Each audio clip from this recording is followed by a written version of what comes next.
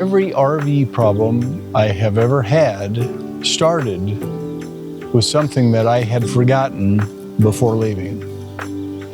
I'm away from the RV this week, and it reminds me of why I check these things every single time. Number one, water. I want to make sure the water is turned off. Number two, I want to make sure that I've bled any sort of pressure out of my lines. 3, leaks start here. When water's left on, and it shouldn't be, that's how disaster starts. Number 2 I want to talk about is heating my RV. My thermostat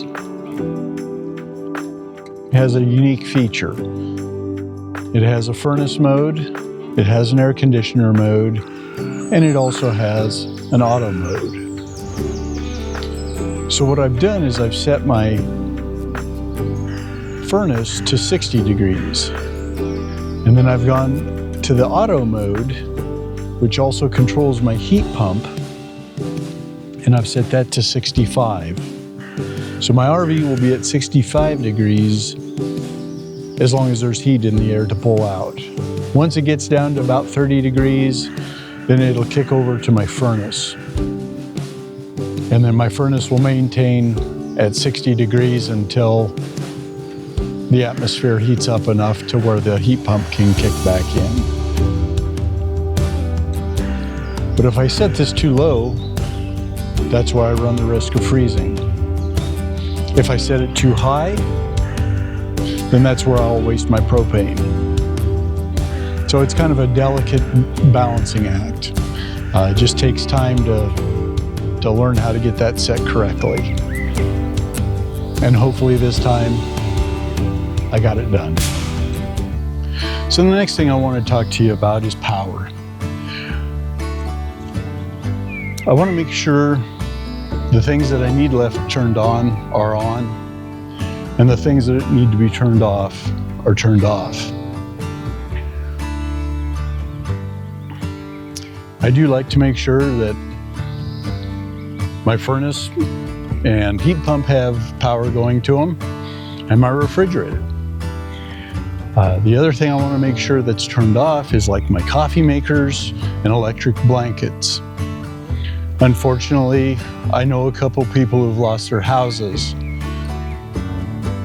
by leaving electric blankets turned on and coffee makers plugged in. So these are things I need to make this decision before I even leave. So the fourth thing I want to talk about is the refrigerator. My refrigerator has different modes. It has where it can run off of AC, it can run off of DC, and it can also run off of propane. So these things I want to check to make sure I got it in the right mode, because if it's in the wrong mode, it's going to spell disaster for a trip.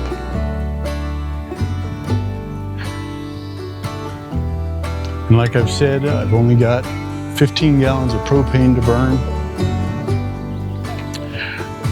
So I want to make sure in advance that I have this thing, my refrigerator set up, so that I'm not burning all my propane.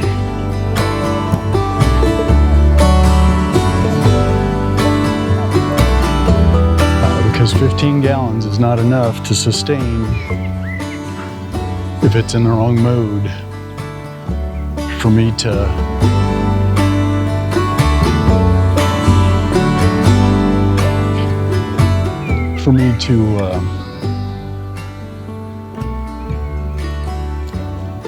be able to get back in time to fill it up. So my final thought on this is I don't like to rush the last 5 minutes. That's where all my mistakes have happened. So now I keep a simple checklist so I don't forget any of this stuff. If you'd like a copy of it, I will link it down below.